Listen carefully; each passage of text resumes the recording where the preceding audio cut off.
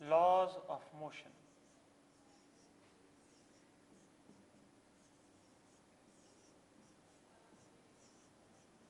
बड़ा इंपॉर्टेंट, बहुत ही interesting topic, laws of motion we are going to discuss now. देखिए, मोशन जब भी हम स्टडी करते हैं फिजिक्स में तो उसकी दो बेसिक ब्रांचेस हैं।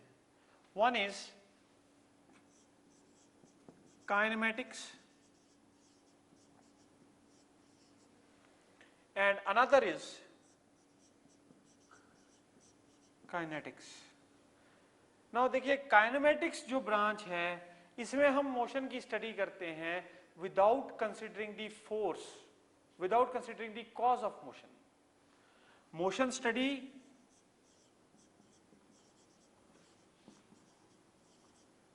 without considering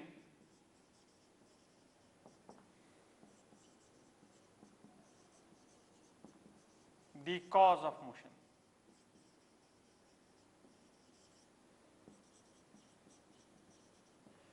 और काइनेटिक्स की दो ब्रांचेस हैं further, one is statics and another is dynamics. Now जो स्टैटिक्स ब्रांच है इसमें हम ऑब्जेक्ट्स जो रेस्ट में होते हैं उनकी स्टडी करते हैं, और जो डायनेमिक्स है इसमें मोशन स्टडी होती है considering the force causing the motion. So basically the mechanics is divided under these two particular heads. Statics में भी फोर्सेस की स्टडी होती है, लेकिन डायनेमिक्स में the forces, the study of motion considering the force causing that particular motion.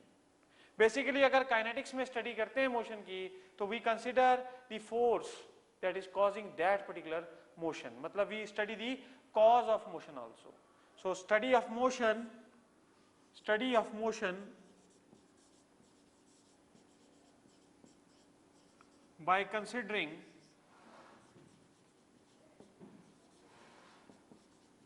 cause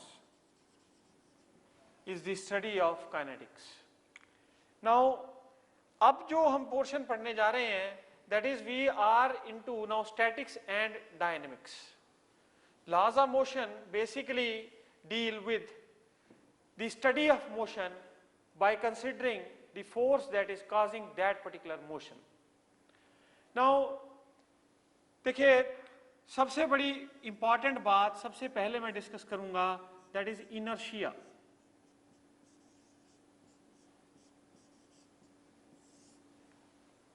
now inertia क्या होता है? मुझे इनर्शिया है कि मैं आइसक्रीम अपनी पुरानी दुकान से ही खाता हूं, कोई नई दुकान ट्राई नहीं करता, because I am having inertia for that shop. मुझे इनर्शिया है कि मुझे बैठे रहना पसंद है, मैं बैठा बैठा पढ़ता रहूं, ये क्या है? इनर्शिया। तो देखिए, inertial state, inertia is a state. Inertia क्या है? Basically it is A state. अगर सिर्फ इसका डिक्शनरी मीनिंग समझें तो इनर्शिया जो है वो एक स्टेट की बात हो रही है कि बॉडी किस पर्टिकुलर स्टेट में है, कि बॉडी किस तरह से है, किस पर्टिकुलर स्टेट में है। We just talk about state. When we talk about state, कि उसका क्या, किस तरह से है वो। अब देखिए, फिजिक्स में जब हम बात करते हैं तो तीन तरह की इनर्शियल स्टेट्स पॉसिबल हैं बॉडी के लिए। In physics 3 types of inertial states are possible.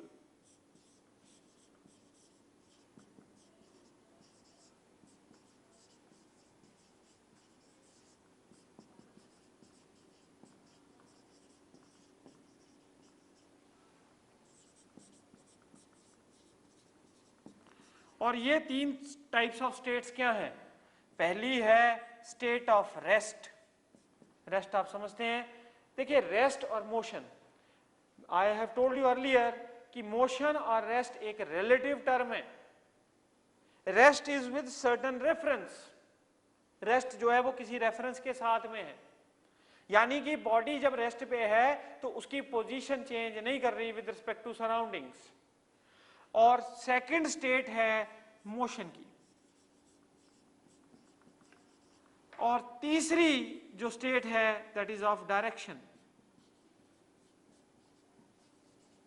A body may have inertia of direction. A body may have inertial state of rest. A body may have inertial state of motion. So inertial state can change. Inertial state can change. Inertial state can be a state of rest, it can be a state of motion, or it can be a state of direction. So inertia, अगर मैं बैठा हुआ हूं तो मेरे पास inertial state है rest की. That means my inertial state is in a state of rest. और यदि मैं motion में हूं तो I am possessing a inertia of motion. And if I am traveling in a particular direction, I am having inertia of that particular direction only. Now देखिए, जो Newton scientist था उसने laws of motion दिए हैं which are based upon which basically they form a new mechanics branch which is Newtonian mechanics. Newtonian mechanics में जो भी motion है, जितना भी motion है, वो सब स्टडी किया जाता है considering that the speed is less than speed of light. कि जो भी चीजें चल रही हैं वो बहुत कम स्पीड से चल रही हैं इन रेफरेंस टू, अगर हम लाइट की स्पीड कंसीडर करें, लाइट चलती है 3 × 10⁸ मीटर पर सेकेंड, तो हमारी जो भी बॉडीज चल रही हैं वो किस स्पीड से चल रही हैं? They are very small, they are moving with speeds which are very small then the speed of light.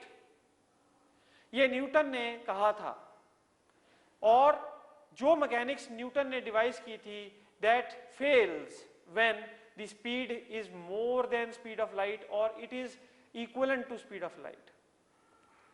Relativistic mechanics हमें यूज करनी पड़ती है जब हम ऐसे ऑब्जेक्ट्स का मोशन स्टडी कर रहे होते हैं जो कि लाइट की स्पीड से चलते हैं या उसकी स्पीड लाइट की स्पीड से तेज चलते हैं. सो आप देखिए, न्यूटोनियन मैकेनिक्स पूरा एक ब्रांच है. न्यूटन ने बहुत ज्यादा एडवांसमेंट की थी मैकेनिक्स में. नाउ देखिए, when we talk about inertia, अभी हमने इनर्शिया डिस्क्राइब किया. इनर्शियल स्टेट समझना बहुत जरूरी है when we go into Newtonian mechanics. और न्यूटोनियन मैकेनिक्स के 3 बेसिक लॉज हैं जो न्यूटन ने दिए थे. वो 3 लॉज क्या क्या हैं? First is Newton's first law of motion. पहला क्या है? Newton's first law of motion.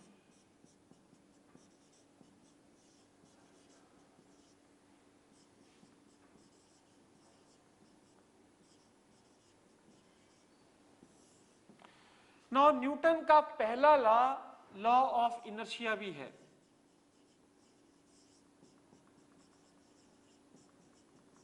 इसे लॉ ऑफ इनर्शिया भी कहते हैं पॉपुलरली. न्यूटन के पहले लॉ को लॉ ऑफ इनर्शिया भी कहते हैं. न्यूटन ने पहले लॉ में क्या कहा? न्यूटन ने फर्स्ट लॉ में कहा a body in a state of rest continues to be in a state of rest. A body in a state of motion continues to be in a state of motion unless and until an external force is applied on it. कोई भी दुनिया की body है वो अगर rest की state में है या फिर यूनिफॉर्म मोशन की स्टेट में है तो वो अपने आप उसी स्टेट में रहती है जब तक कि उस पे कोई एक्सटर्नल फोर्स ना लगे. ये पहले लॉ की स्टेटमेंट है. यानी कि इनर्शियल स्टेट चेंज करने के लिए कोई ना कोई एक्सटर्नल फोर्स या एक्सटर्नल एजेंसी की जरूरत पड़ती है. ये न्यूटन फर्स्ट लॉ की स्टेटमेंट है. क्योंकि इनर्शियल स्टेट का जिक्र है, इनर्शियल स्टेट का जिक्र है, इसलिए हम लोग इसे इनर्शिया लॉ भी कहते हैं, लॉ ऑफ इनर्शिया भी कहते हैं. अब आप देखिए बेटे, फर्स्ट लॉ तो हमने ये स्टेट किया. इवन अगर आपने डायरेक्शन भी चेंज करनी हो, एक्सटेंशन क्या है फर्स्ट लॉ की? इवन अगर आपने डायरेक्शन भी चेंज करनी हो, किसकी? मान लीजिए कोई बॉडी ईस्ट डायरेक्शन में चल रही थी, उसकी डायरेक्शन हमने चेंज करनी है टुवर्ड्स नॉर्थ साइड, तो उसके पास इनर्शियल स्टेट उसकी थी टुवर्ड्स ईस्ट.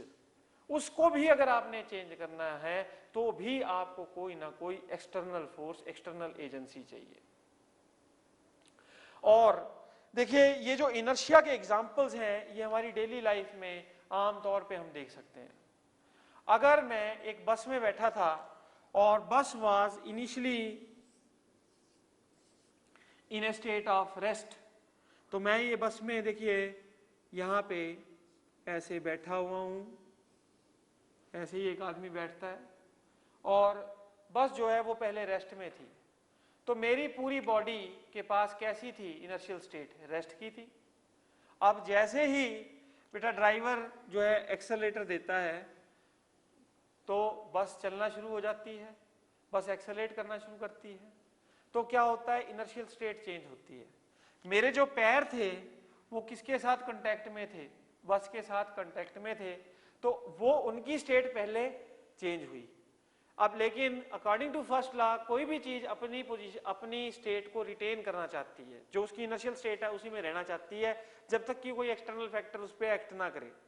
अब जो आदमी है उसका बॉडी का लोअर हाफ किसमें आ गया, मोशन की स्टेट में, while the upper half of the person is still in a state of rest. Inertial state उसकी कैसी है, रेस्ट की। So how does a person tends to fall?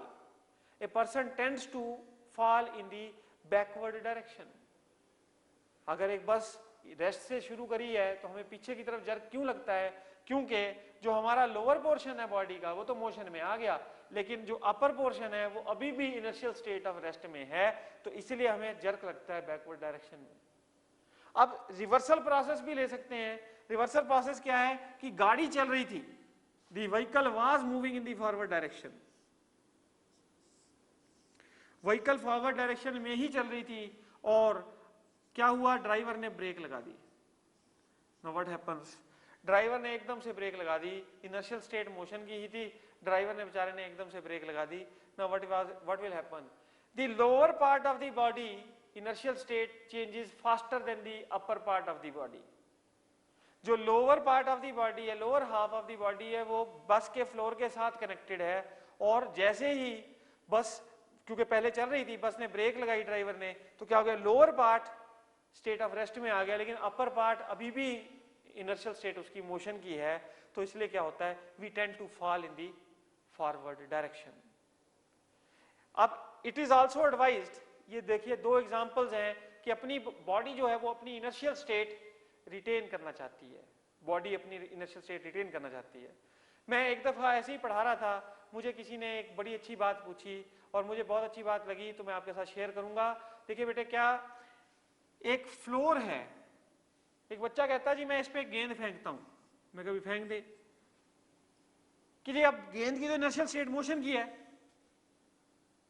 बोला जी थोड़ी देर बाद गेंद रुक जाती है,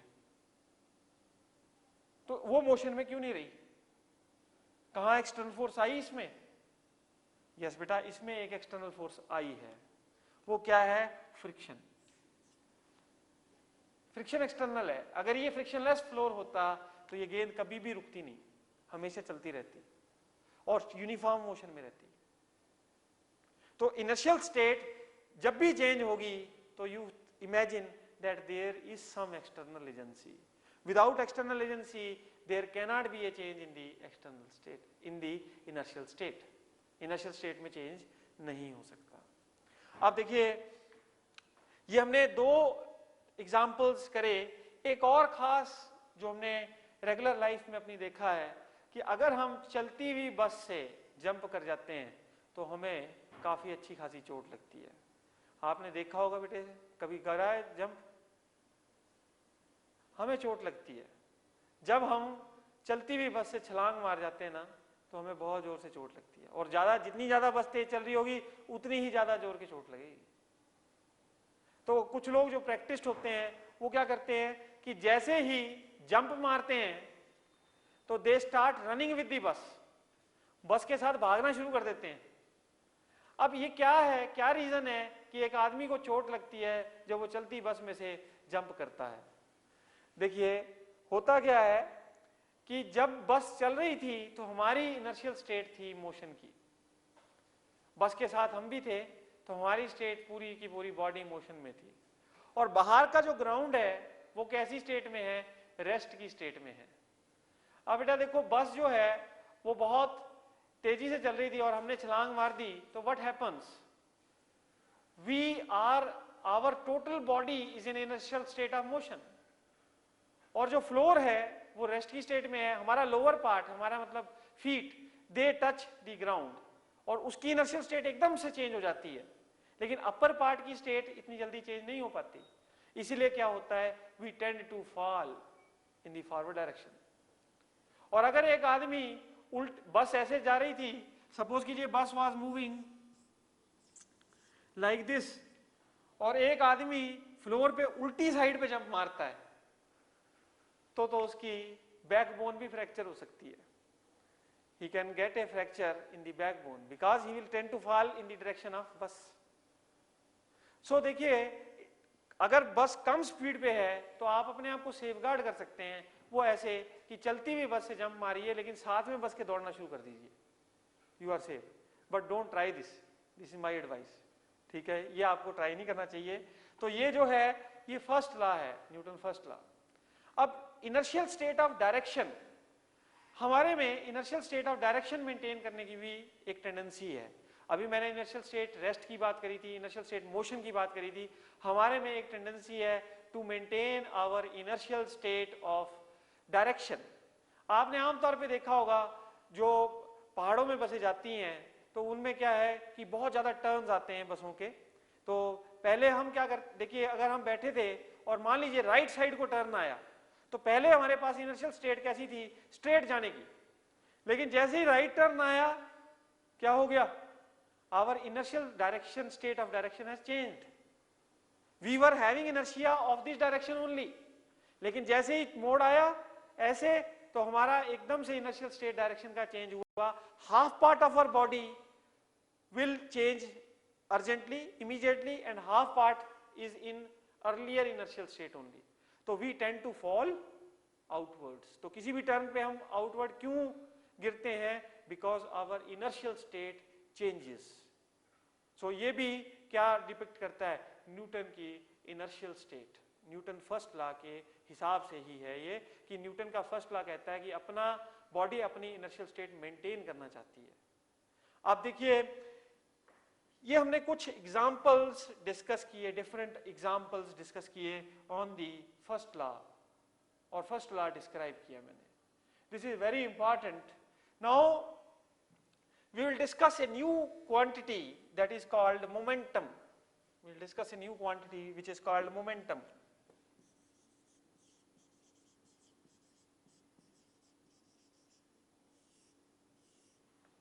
डिक्शनरी मीनिंग मोमेंटम का क्या है, the country gained momentum after Pandit Nehru becoming the prime minister.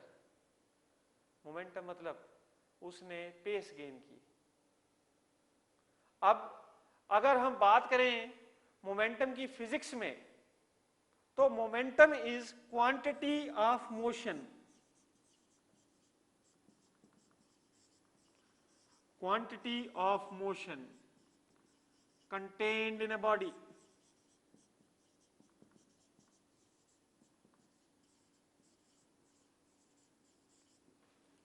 कितना मोशन कंटेन्ड है किसी बॉडी में, उसको कहते हैं momentum. That is what we call as momentum.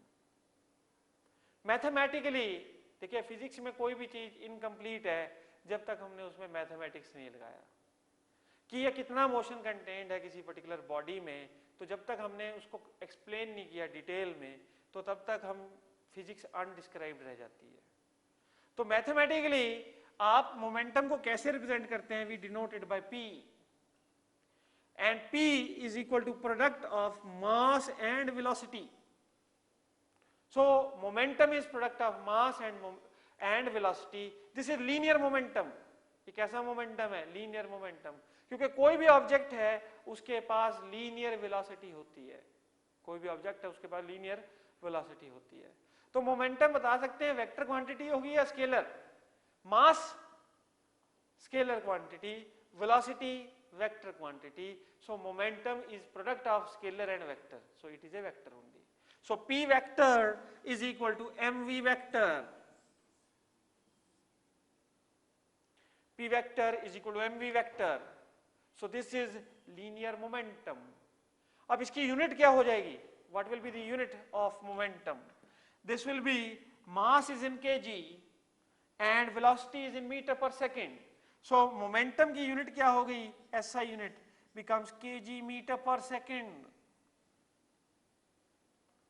CGS unit is gram centimeter per second. एक बहुत मोटा आदमी और एक बहुत पतला सा आदमी, सुकड़ा सा आदमी, दोनों सेम वेलोसिटी से भागे जा रहे थे, एक रोड पे भाग रहे थे,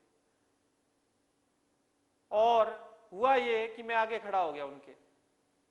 पहले मैं पतले वाले आदमी के आगे खड़ा हुआ और फिर मैं उसके बाद मोटे वाले आदमी के आगे खड़ा हुआ। दोनों की वेलोसिटी सेम थी। मैं किस केस में ज्यादा इफेक्ट होऊंगा? जिस केस में मोमेंटम ज्यादा। भारी आदमी का भार ज्यादा है और हल्के का भार कम है, तो मोमेंटम ऑफ मोटा आदमी is more than momentum of पतला आदमी। सो मोमेंटम ऑफ मोटा आदमी इज इक्वल टू बड़ा मास into velocity and momentum of पतला आदमी is equal to छोटा मास into velocity, तो सेम है दोनों में। so momentum of मोटा greater than momentum of पतला। अब देखिए, इसमें क्वांटिटी ऑफ मोशन ज्यादा कंटेंड है और मैं इसके आगे खड़ा था, तो मेरी हालत आप समझ सकते हैं क्या रही होगी। सो देखिए, ये हमने मोमेंटम डिस्कस किया। अब ऐसा भी हो सकता था कि सपोज पतला आदमी बहुत हाई वेलोसिटी से चल रहा होता, पतला आदमी बहुत ही तेज चल रहा होता, तो भी उसका मोमेंटम बहुत ज्यादा होता। आपने छोटी सी बात देखी होगी, कई बारी क्या होता है, एक बड़ा छोटा सा कंकर आके हमारे यहां पे लगता है, यहां पे, तो व्हाट हैपन्स, क्या होता है, यहां पे हो सकता है खून भी निकल आता है, बिकॉज भले ही मास कम था, अरे भाई उसकी वेलोसिटी तो देखो, वेलोसिटी तो बहुत ज्यादा थी, तो वो गड़ भी सकती है चीज अंदर। ठीक है। सो मोमेंटम का कंसेप्ट है बेसिकली कि कितनी मात्रा किसकी, मोशन की कंटेन्ड है किसी पर्टिकुलर बॉडी में, that is what we call momentum as, linear momentum as. अब देखिए, कोई एक सिंपल प्रॉब्लम आपको मैं इस पे डिस्कस करूंगा। एक ब्लॉक था मेरे पास ऐसे लकड़ी का, लकड़ियां देखी है आपने, लकड़ी की बात हो रही है। सो एक लकड़ी थी मेरे पास इस तरह की, और यहां पे कोई ऑब्जेक्ट v वेलोसिटी से, मास m था इसका, मास चलिए कोई वैल्यू ले लेते हैं, 10 किलो का मास था, और वेलोसिटी थी लेट्स से 10 मीटर पर सेकेंड। तो ये चले जा रही थी, जैसे ही ब्लॉक में एंटर करी तो ब्लॉक इसको रेजिस्टिव फोर्स देगा, इसकी वजह से क्या होगा, इसकी स्पीड कम हो जाएगी। अब जब हमें गिवन डेटा ये है कि जब ये बाहर निकलता है ब्लॉक के दूसरे साइड से, तो इसकी वेलोसिटी बिकम्स 5 मीटर पर second. On coming out of the block the velocity is 5 metre पर सेकेंड। मास में कोई चीज चेंज नहीं हुआ, बुलेट के मास में कोई चेंज नहीं हुआ। लेट अस से दिस इज ए बुलेट, इसका मास 10 किलो का है, इसकी वेलोसिटी 10 मीटर पर सेकंड थी, जब ये इसमें स्ट्राइक करने के बाद बाहर निकली तो इसकी वेलोसिटी 5 मीटर पर सेकंड थी। अब हमसे क्वेश्चन ये है कि what is the change in momentum. Quantity of motion का लॉस हुआ है, जो क्वांटिटी ऑफ मोशन पहले कंटेंट था अब वो उतना नहीं रहा, अब फर्क हो गया है। तो कितना चेंज इन मोमेंटम होगा, we have to calculate that. So change in momentum is equal to final minus initial. Change in momentum is final minus initial. Final momentum कितना होगा? We will calculate final momentum. So I say this as PF. Provident fund नहीं है ये. This is final momentum. So that is equal to mass into velocity. Mass into velocity. Mass 10 kilo है और velocity 5 है. तो final momentum is 50 kg metre पर second, और initial momentum कितना है, that is equal to mass times initial velocity. अब कितना है इनिशियली मोमेंटम, 100 kg मीटर पर second. Now what is change in momentum,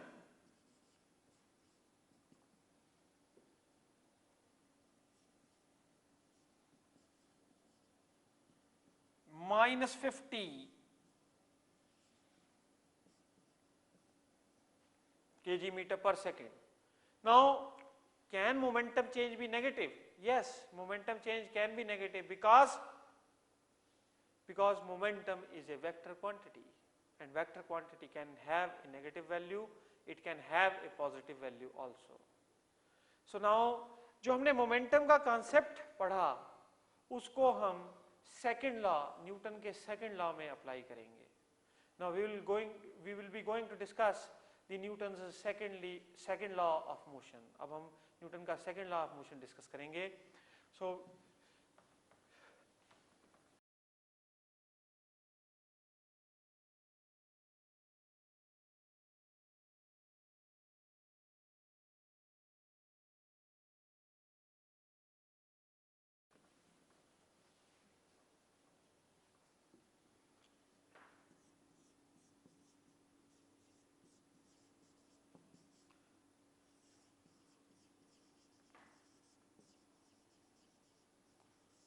very important law, Newton's second law of motion, very important. देखिए second law of motion ये कहता है, first law में हमने जिक्र किया कि external force inertial state change करती है। सेकेंड लॉ में ये एक्सटर्नल फोर्स कितनी होगी ये बताता है कि एक्सटर्नल फोर्स का मैग्नीट्यूड क्या होगा। देखिए फोर्स क्या है बेसिकली, सबसे पहले हमें फोर्स का कंसेप्ट क्लियर होना चाहिए। Force is simply defined as push और पुल।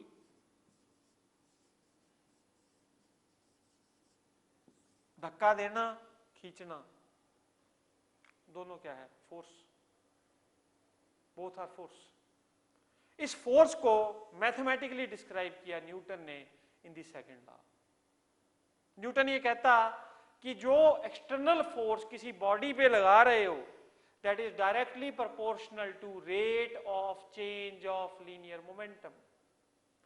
कभी भी फोर्स लगेगी तो बॉडी का मोमेंटम में चेंज आएगा, और जितनी देर के लिए फोर्स लगेगी उसी हिसाब से मोमेंटम चेंज करेगा। एक चलती हुई बॉडी पे अगर मैंने ब्रेक्स लगाई तो क्या होता है, बॉडी रेस्ट में आ जाती है। वो क्यों आई, क्योंकि ब्रेकिंग फोर्स लगाई हमने। क्योंकि ब्रेकिंग फोर्स लगी तो वो क्या करती है, ऑब्जेक्ट को रेस्ट पे ले आती है, चलते हुए ऑब्जेक्ट को रेस्ट पे ले आती है। क्या, कौन चीज, ब्रेकिंग फोर्स। और एक रेस्ट पे पड़ी हुई चीज को मोशन में लाया जा सकता है अगर आप उसको पुल कर दें या पुश कर दें, यानी फोर्स लगा दें उस पर, तो भी क्या होता है, मोमेंटम चेंज होता है। लेकिन अगर ज्यादा फोर्स लगाते हैं तो आप देखते हैं मोमेंटम चेंज ज्यादा होता है और कम समय में हो जाता है, यानी बहुत जल्दी मोशन में आ जाती है चीज और बहुत अच्छी खासी वेलोसिटी से आ जाती है बहुत कम समय में। तो न्यूटन का सेकेंड लॉ कहता है कि जो एक्सटर्नल फोर्स है, the external force applied on a body, the external force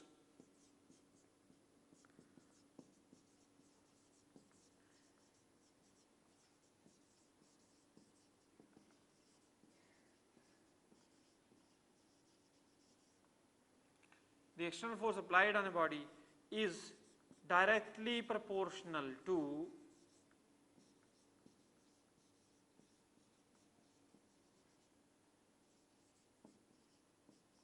the rate of change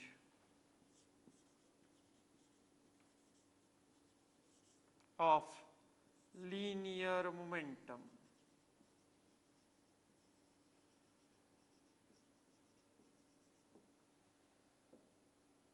Force is a measure of rate of change of linear momentum. Now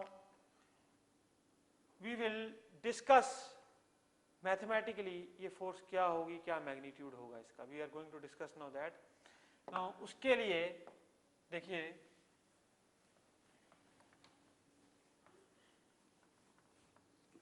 mathematical description.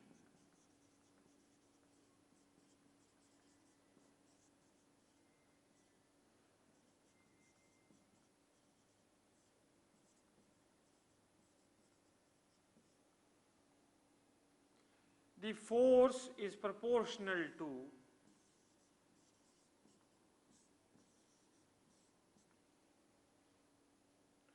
directly proportional to rate of change of linear momentum d by dt of p vector f. Proportionality sign हटाएंगे तो कोई ना कोई constant value आएगी k times dp vector by dt. So this is equal to k times d by dt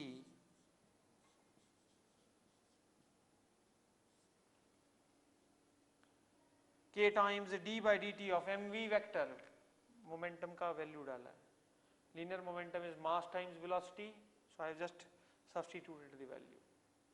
Newton ने ये जो constant था प्रोपोर्शनैलिटी का, एक्सपेरिमेंटली इसका वैल्यू फाइंड आउट किया और वो हमें बताया कि that is k is equal to 1. तो जो फोर्स आई, force vector, force is a vector quantity क्योंकि force has magnitude as well as direction. So force vector quantity that is equal to d by dt of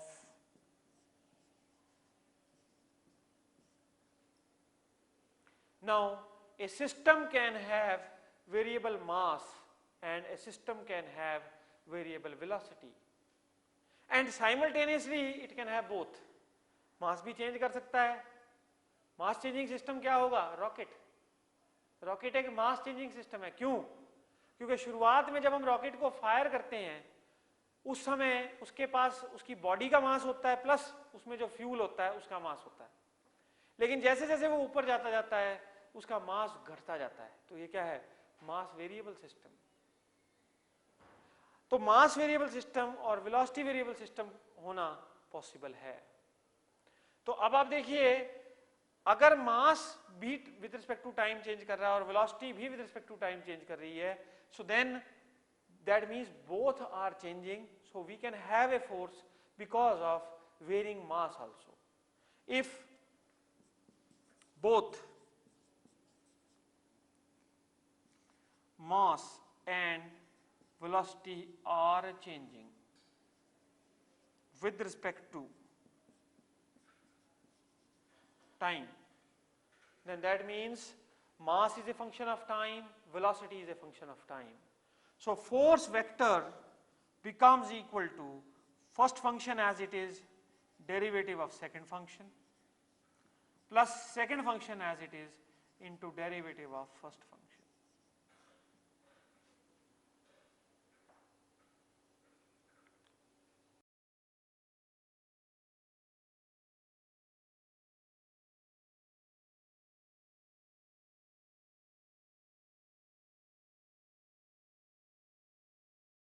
Now force is vector is equal to m times dv vector by dt plus v vector times dm by dt.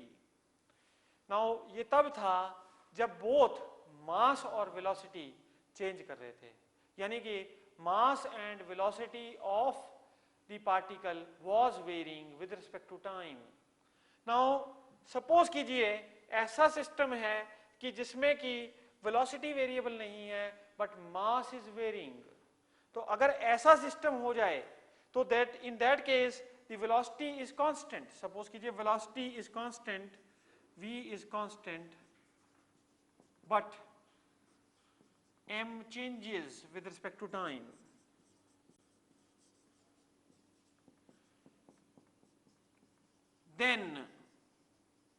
Then force vector will become equal to v times dm by dt. और force का magnitude की बात करें तो F is equal to V times dm by dt यदि velocity constant है और मास changing है, मास वेरिंग सिस्टम है। अब अगर ऐसा हो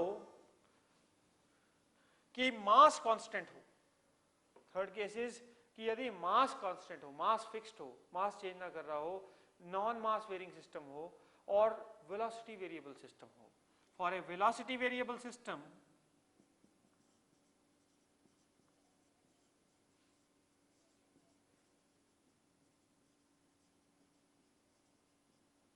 we have F is equal to m times dv upon dt।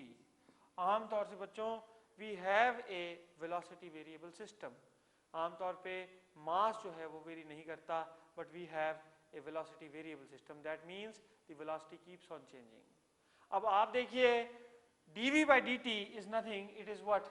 It is change in velocity upon time, so this is acceleration, so force is equal to mass into acceleration। This is the second law, this Newton's second law। वो ये बात importantly state करता है कि यदि कभी भी force होगी तो जो जिस object पे भी force की application होगी उस पे क्या होगा? It will have a certain acceleration, उसके पास कुछ ना कुछ acceleration आ जाएगी। अब नेगेटिव फोर्स भी हो सकती है, पॉजिटिव फोर्स भी हो सकती है। When do we say a force is positive and when do we say a force is negative? I am going to discuss that now. When do we say a force is positive and when do we say a force is negative? So force is positive whenever the force causes a increase in velocity or it causes a positive acceleration। A force causing increase in velocity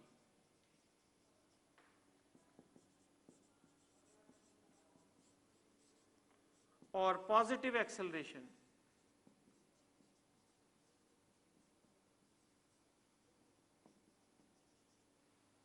is called a positive force, is called a positive force। और force negative कब होती है? वो force negative होती है जो velocity क्या करती है? डिक्रीज करती है और क्या करेगी? नेगेटिव एक्सेलरेशन कॉज करेगी। जैसे कि अगर ये ऑब्जेक्ट चल रहा था v वेलोसिटी से, तो चले जा रहा था और हमने फोर्स लगा दी ऐसे, तो what will happen? This force will cause retardation, इसको रोकेगी, वेलोसिटी कम हो जाएगी, यानी negative acceleration. So force causing negative acceleration, force causing negative acceleration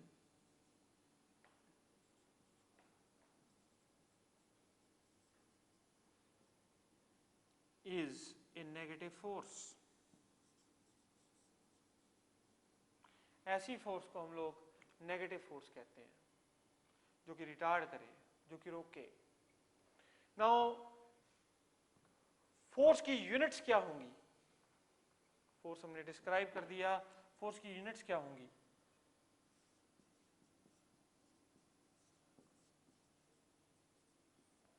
now we describe the SI force की units we describe in SI system। देखिए SI system commonly used है, तो इसलिए हम SI सिस्टम में ही फोर्स की यूनिट्स को रखेंगे। एक 1 किलो का मास और उसमें एक्सेलरेशन प्रोड्यूस हो रही है 1 मीटर पर सेकेंड स्क्वायर, तो we say the force is 1 kg metre पर सेकेंड स्क्वायर और we say this as 1 newton. तो 1 न्यूटन मतलब हमने केजी मीटर पर सेकेंड स्क्वायर की बजाय न्यूटन लिखा। So 1 newton is that force which causes a acceleration of 1 meter per second square in a mass of 1 kilogram। 1 kilogram के mass में यदि 1 मीटर पर सेकेंड स्क्वायर की एक्सेलरेशन कॉज हो रही हो, then we call that as 1 newton force. CGS system में the force is in dynes, 1 dyne. एक डाइन बराबर होता है 1 ग्राम सेंटीमीटर पर सेकंड स्क्वायर के। एक डाइन वो फोर्स है जो कि 1 ग्राम मास में 1 सेंटीमीटर पर सेकंड स्क्वायर की एक्सेलरेशन कॉज करता है।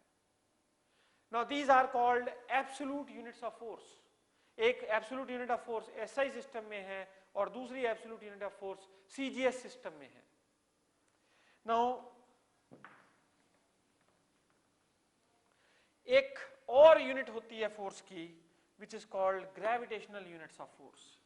अगर आपने इंटर कन्वर्शन करनी हो एब्सोल्यूट यूनिट्स में, these are called absolute units of force, तो यदि आपने इंटर कन्वर्शन करनी है from newton, from SI to CGS, we say 1 newton is equal to 10 की power 5 dine.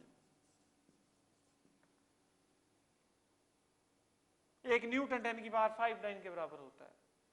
Now there is another unit which we call as gravitational unit of force.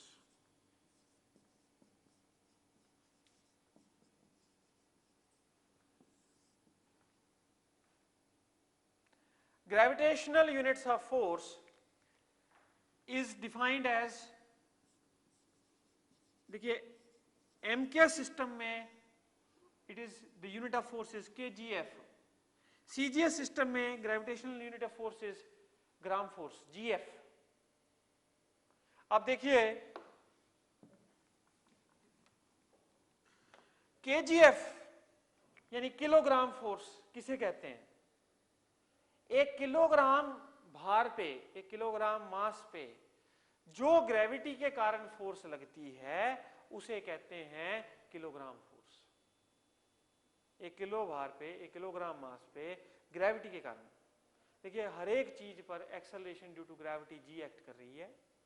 अगर मैं कोई भी चीज ड्रॉप करता हूं, हमने डिस्कस किया था, तो उसके पास एक एक्सेलरेशन ड्यू टू ग्रेविटी है, दैट इज जी। तो कोई भी चीज पर ग्रेविटेशनल एक्सेलरेशन उस पर लग रही है क्योंकि ग्रेविटी अर्थ जो है वो सबको अपनी तरफ खींच रही है। तो 1 किलोग्राम भार को जिस फोर्स से खींचती है that is called 1 kilogram force. तो 1 kgf अगर न्यूटन में कन्वर्ट करना हो तो बेटा क्या हो जाएगा? That will be equal to 1 kg into acceleration due to gravity 9.8। So this is equal to 9.8 newtons. 1 kilogram force 9.8 newton के बराबर है। एक ग्राम फोर्स क्या है? ग्रेविटी के कारण, ग्रेविटेशनल फोर्स, एक ग्राम मास पे जो ग्रेविटेशनल फोर्स लगती है that is called 1 gram force. 1 gram भार ले लीजिए और उस पे 980 सेंटीमीटर पर सेकंड स्क्वायर की एक्सेलरेशन है, this is acceleration due to gravity. तो फोर्स किसके बराबर हो गई? 980 dynes. The force becomes equal to 980 dynes. Now this is what we call as gravitational units of force. Units of force हमने discuss की, second law हमने discuss किया।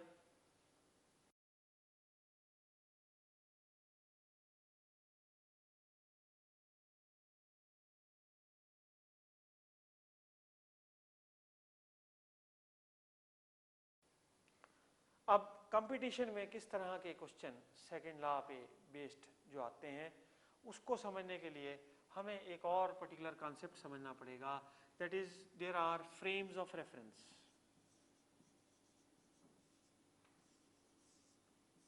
Now we are going to discuss the application of second law. We are going to discuss the application of second law. उसमें हमें frame of reference समझना बहुत जरूरी है। What is frame of reference? हम लोग सभी इस समय अर्थ पे हैं, अर्थ हमारा फ्रेम ऑफ रेफरेंस है। मैं आपके सामने चलने लग पड़ा,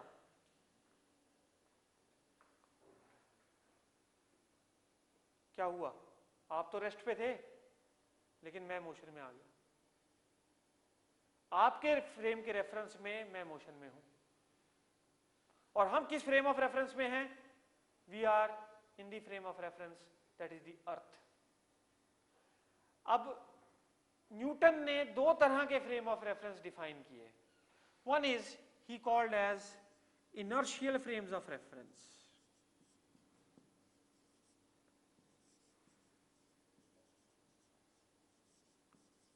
Inertial frame of reference. And second, non-inertial frame of reference.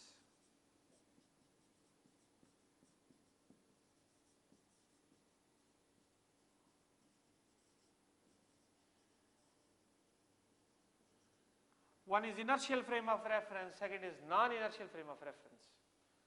जब हम बात करते हैं inertial frame of reference की, तो inertial frame of reference एक ऐसा फ्रेम है जहां पे कि न्यूटन के लॉ वैलिड होते हैं, लेकिन एक non inertial frame of reference एक ऐसा फ्रेम ऑफ रेफरेंस है जहां पे कि न्यूटन के लॉ वैलिड नहीं रहते।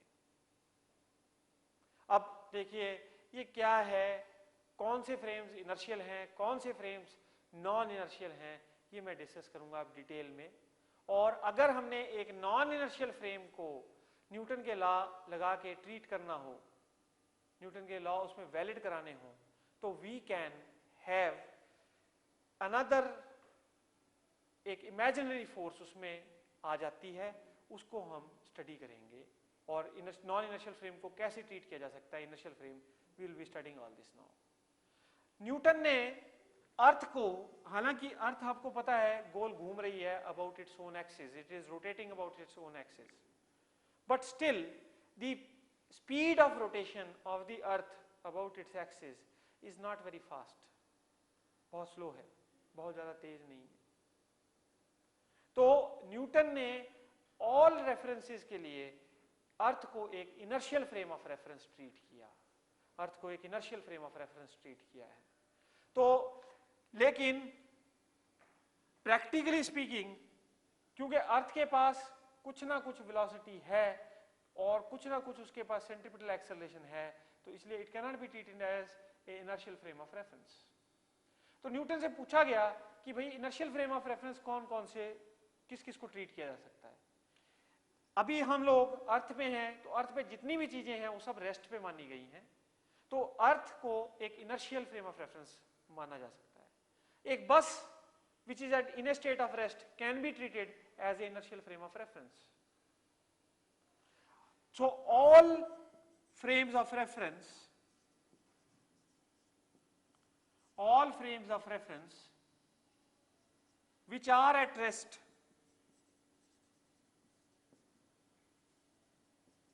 or uniform motion are treated as inertial frames of reference.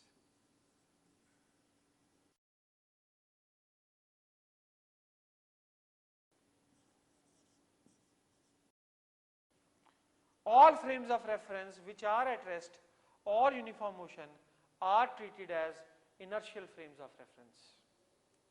वो सारे frames जो कि रेस्ट में है या फिर यूनिफॉर्म मोशन में है, they are treated as inertial frames. एक बस कांस्टेंट वेलोसिटी से चले जा रही थी और दूसरी बस रेस्ट पे थी, तो देखिए फ्रेम ऑफ रेफरेंस क्या है, जिस भी फ्रेम में हम जो भी बॉडी है जिस पे फोर्सेस एनालाइज कर रहे हैं, जिस बॉडी को हम स्टडी कर रहे हैं, वो किस स्टेट में है, वो किस स्टेट में है, that is what we talk about, that is what is frame of references.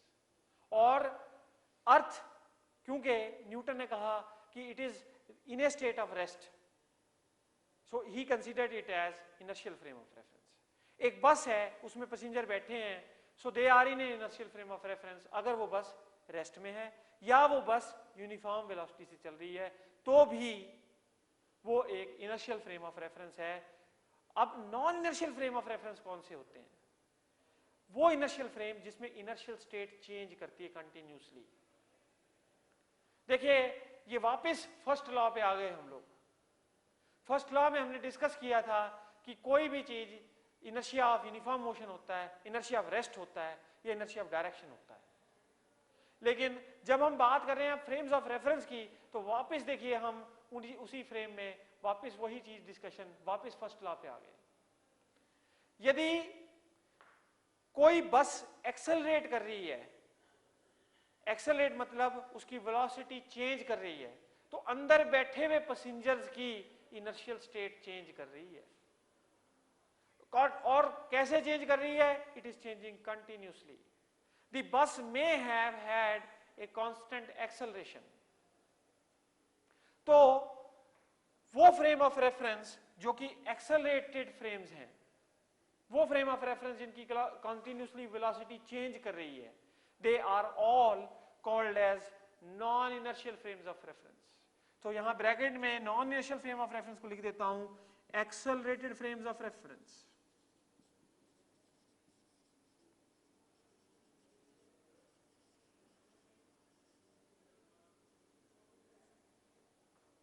No Newton के law accelerated frame of reference में वैलिड नहीं है। क्यों? न्यूटन के लॉ वैलिड क्यों नहीं है एक्सेलरेटेड फ्रेम ऑफ रेफरेंस में? क्योंकि न्यूटन ने यह कहा है कि जो एक्सटर्नल फोर्स है वो इनर्शियल स्टेट को चेंज करती है। जो एक्सटर्नल फोर्स है वो इनर्शियल स्टेट को चेंज करती है। अब यहां तो ऑब्जर्वर ही ऐसे फ्रेम में बैठा है जिसकी इनर्शियल स्टेट, जो ऑब्जर्वर है वो खुद उसकी इनर्शियल स्टेट चेंज कर रही है, कंटिन्यूसली इट इज चेंजिंग। तो आप उस पर एक्सटर्नल फोर्स लगाएंगे भी तो आपको वो रिजल्ट नहीं मिलेगा जो कि एक इनर्शियल फ्रेम ऑफ रेफरेंस में मिलता है। तो इनर्शियल फ्रेम ऑफ रेफरेंस में जो रिजल्ट मिलते हैं वो हमको non inertial frame of reference में नहीं मिलते। इसको डिपिक्ट करने के लिए I will take a particular example. एक एग्जांपल लूंगा, practical example which we will study now. एक 3 बसें हैं हमारे पास।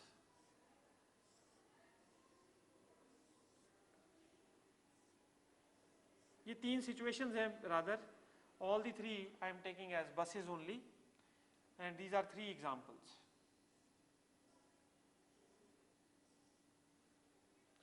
एक बस बेटे रेस्ट पे है, यानी V0 है, V0, so it is in a state of rest. दूसरी बस यूनिफॉर्म मोशन में है तो इसकी वेलोसिटी v है।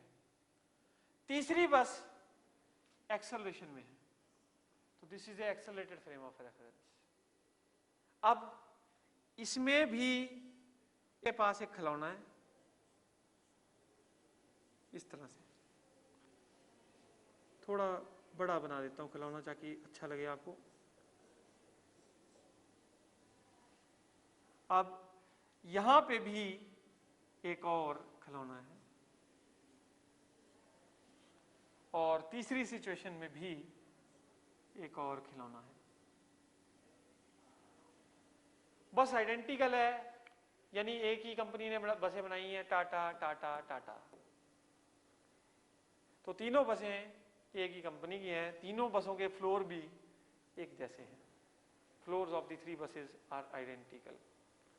और बच्चा जो है, बच्चे भी आइडेंटिकल बैठे हैं और खिलौने भी उनके पास आइडेंटिकल हैं। ये जो खिलौने 3 दिखाए हुए मैंने, ये भी आइडेंटिकल हैं।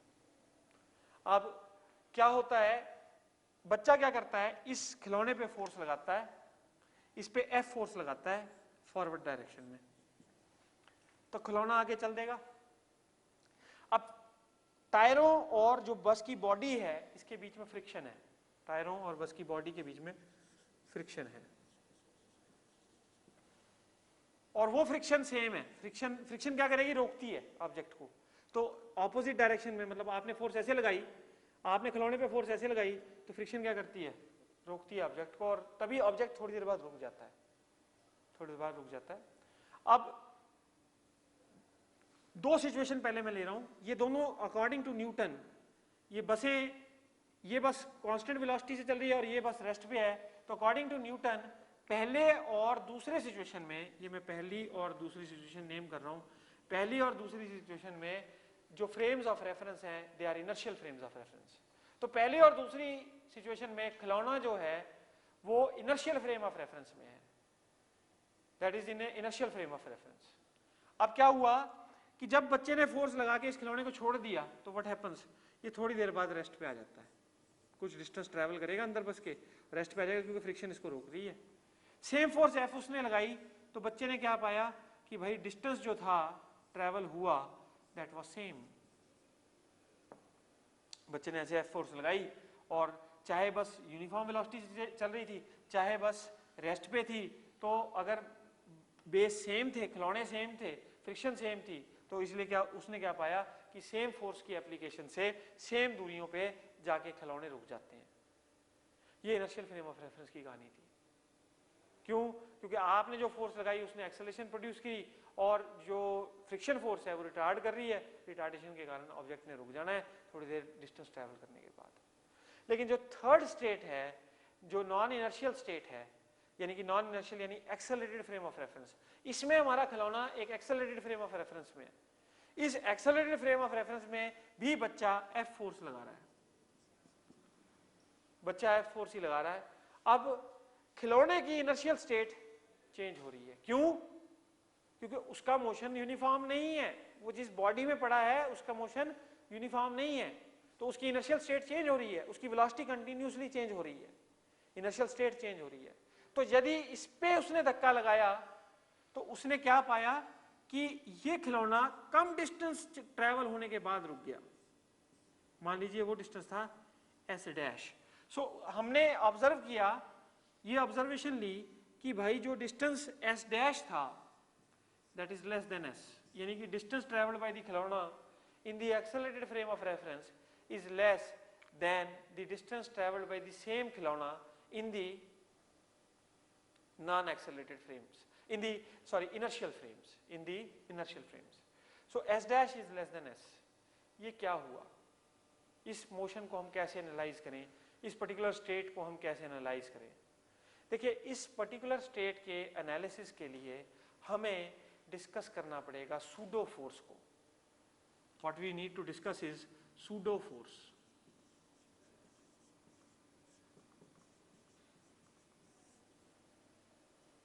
अगर एक non inertial frame of reference को आपने इनर्शियल फ्रेम की तरह ट्रीट करना हो तो एक और कंसेप्ट आ गया which is called as pseudo force. ये सूडो फोर्स क्यों आई?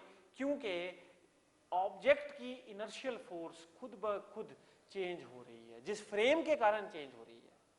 फ्रेम के कारण अगर वेलोसिटी चेंज हो रही है, फ्रेम की वेलोसिटी चेंज हो रही है, इस खिलौना जिस फ्रेम में पड़ा है उसकी ही वेलोसिटी चेंज कर रही है, तो उसके कारण वेलोसिटी के कारण एक्सेलरेशन आएगी और एक्सेलरेशन के कारण एक इमेजिनरी फोर्स आएगी और उस इमेजिनरी फोर्स को बोलते हैं pseudo. Pseudo word itself means imaginary. तो अगर ये खिलौना फ्रिक्शन सेम था, सब कुछ सेम था, तब भी कम डिस्टेंस ट्रैवल किया, इसका मतलब क्या है कि कोई ना कोई फोर्स इस पे ऑपोजिट डायरेक्शन में और एक्ट की है, फ्रिक्शन के अलावा भी कोई फोर्स इस पे एक्ट की है। वो जो फ्रिक्शन के अलावा फोर्स एक्ट कर रही है ऑपोजिट डायरेक्शन में, इस खिलौने पे ऑपोजिट डायरेक्शन में जो फोर्स एक्ट कर रही है, that is called as F pseudo, that is called pseudo force, that is called pseudo force. अब ये सूडो फोर्स कितनी होगी? We can calculate the magnitude also and then we can treat this problem as a routine problem by incorporating pseudo force. तो pseudo force वो कितनी होगी? That can be written as F pseudo is equal to mass of the toy, यानी mass of the खिलौना, that is suppose कीजिए m into acceleration of the accelerated frame of reference।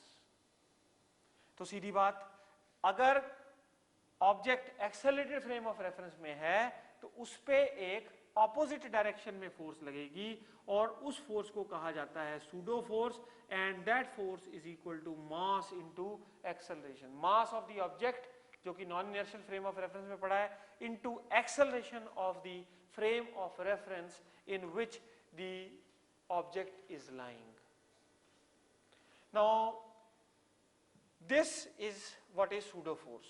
अगर आप non inertial frame of reference में pseudo force को apply कर देते हैं, लगा देते हैं, then you can treat the frame of reference as a inertial frame of reference. उस फ्रेम ऑफ रेफरेंस का treatment we can do as inertial frame of reference. Now देखिए, we are going to study now something called as, ये हमने discussion की अभी inertial frame और non inertial frames of reference की। अब हम कुछ और स्टडी करेंगे, that is equilibrium, that is equilibrium of forces.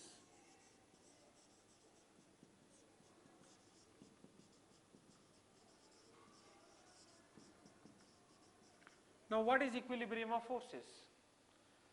Equilibrium of forces is अगर कोई ऑब्जेक्ट पे नेट फोर्स बैलेंस हो रही हो तो वो ऑब्जेक्ट या तो अपनी स्टेट ऑफ रेस्ट को मेंटेन करेगा और या अपनी स्टेट ऑफ यूनिफॉर्म मोशन को मेंटेन करेगा अगर उस पे कोई अनबैलेंस्ड फोर्स ना हो, सारी फोर्सेस का इफेक्ट बैलेंस कर रहा हो.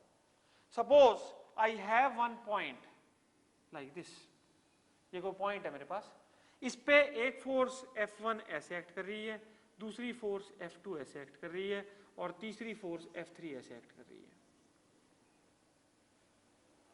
नाउ इस पर्टिकुलर सिचुएशन में यदि ये पॉइंट स्टेबल है, यदि ये पॉइंट रेस्ट पे है, इसका मतलब क्या है कि ये तीनों फोर्सेस इक्विलिब्रियम में है, यानी कि इन तीनों फोर्सेस का वेक्टर सम क्या है,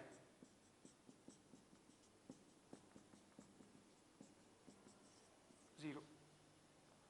अब अगर ये angle between F1 and F2 is alpha, sorry, if the angle between F2 and F3 is alpha and the angle between F3 and F1 is beta and the angle between F1 and F2 is gamma, then according to Lami's theorem, Lami's theorem आप बेटा mathematics में पढ़ते हैं,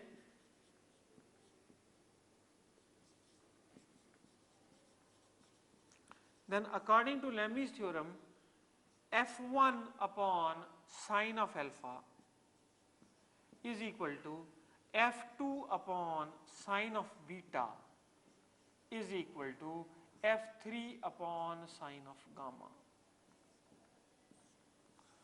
F1 upon sine of alpha is equal to F2 upon sine of beta is equal to F3 upon sine of gamma. ये defined तभी है यदि हमारे पास 3 फोर्स सिस्टम हो, 3 फोर्सेस हो और तीनों की तीनों फोर्सेस एक ही पॉइंट पे एक्ट कर रही हो, यानी कॉन्करेंट हो. तीनों की तीनों फोर्सेस कॉन्करेंट होने का मतलब क्या है, they are passing through same point. Then according to Lami's theorem F1 over दोनों sine of the angle between the other two forces is equal to F2 over sine of the angle between the other two forces and F3 over sine of angle between the other two forces. So that is Lami's theorem. Equilibrium basically ये कहता है कि a object is in a state of rest और of uniform motion, यानी कि कोई unbalanced force system में नहीं है, जो भी फोर्सेस हैं वो आपस में एक दूसरे को कैंसिल कर रही हैं. अब देखिए इक्विलिब्रियम और जो non inertial frame of reference है उसके कॉन्सेप्ट को मैं कपल करके एक प्रॉब्लम करवाऊंगा आपको. We will do one problem based upon joining the concepts of non-inertial यानी pseudo force and joining the concept of equilibrium. देखिए एक बस है हमारे पास,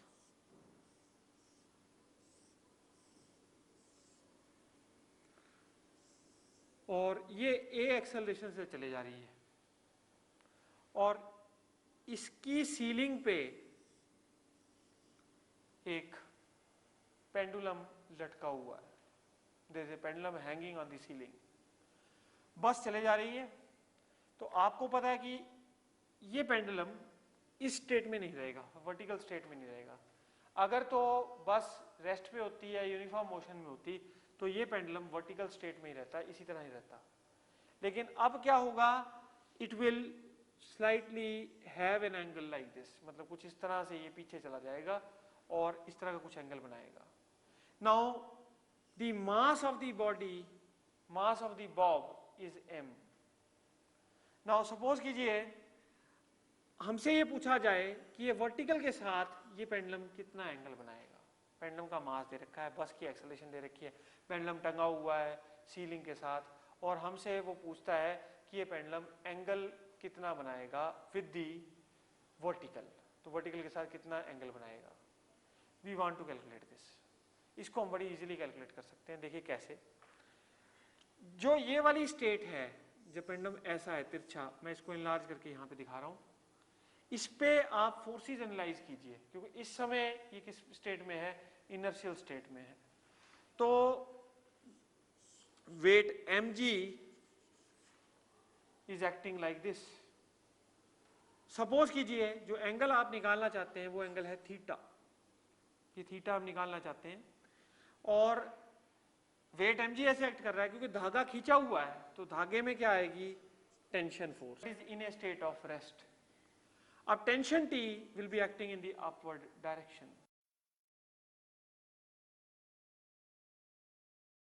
अब tension T will be acting in the upward direction.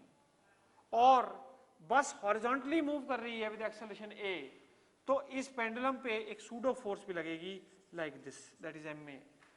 That pseudo force is equal to mass into acceleration m into a. अब आप ये देखिए कि इस पर्टिकुलर एनालिसिस में जो वर्टिकल फोर्सेस हैं और जो हॉरिजॉन्टल फोर्सेस हैं वो बैलेंस करेंगी। अब इस टेंशन को I can resolve this tension into two mutually perpendicular components. हमने रेजोल्यूशन ऑफ वेक्टर पढ़ा है, तो इस टेंशन फोर्स के मैं दो म्यूचुअली परपेंडिकुलर कंपोनेंट्स ले सकता हूं। ये एंगल थीटा है तो ये एंगल भी कितना होगा, थीटा। टेंशन का इस डायरेक्शन में कंपोनेंट कितना हो गया, टी कॉस थीटा, और इस डायरेक्शन में कंपोनेंट कितना हो गया, टी साइन थीटा। यदि ये पेंडुलम स्टेट ऑफ रेस्ट में है तो I can say that T sine theta is equal to pseudo force. T sine theta pseudo force को बैलेंस कर रहा है, और T cos theta I can say this is equal to m into g. Now you divide the two equations. So dividing the two equations you will get what? Tan of theta is equal to a by g. Tan of theta is equal to a by g. So theta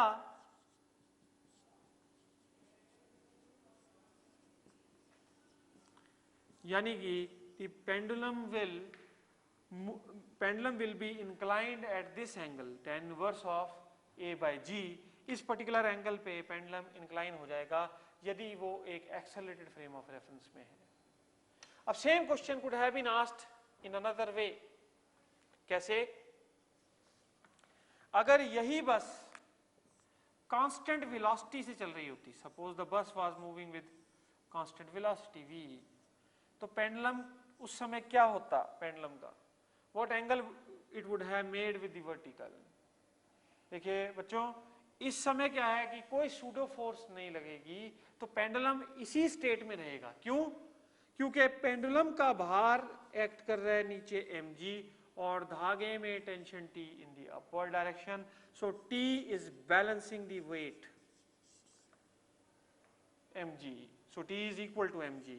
इस particular situation में धागा vertical है, तो vertical के साथ वो angle कितना बनाएगा, 0 degree. So it will have A angle of 0 degree with the vertical, so it will remain vertical in the equilibrium state.